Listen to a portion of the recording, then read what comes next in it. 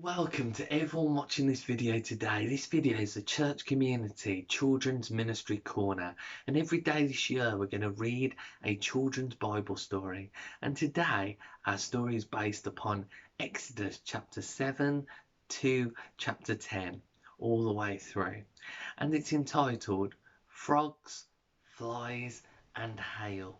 So now let us read. God had promised Moses that he would do many terrifying things to make the king and the people of Israel too understand that he was able to rescue his people. Moses and Aaron went back to the king and warned him that if he did not obey God and set free his people, all kinds of misfortunes would come to Egypt. But the king simply laughed and refused to pay any attention. God kept his promise, and 9 terrible disasters struck Egypt, all at God's command. After each one, Moses went to the king and gave him the chance to change his mind and obey God, but every time the king hardened his heart. First, Moses lifted his staff on God's orders, and the life-giving water of the river Nile, which supplied all Egypt, changed to thick, red, oozing liquid. Then frogs came jumping out of the foul waters and hopped everywhere, into the houses, the beds, and the ovens. At first, the court magicians copied Moses, showing what wonderful tricks they could perform, but they could do nothing to cleanse the Nile water or get rid of the frogs. The king was sorry for himself. He promised Moses that he would let the people go if their God would only take away the frogs. Moses prayed to God and the frogs died. But the moment the trouble was over, the king changed his mind again and said no to Moses and to God.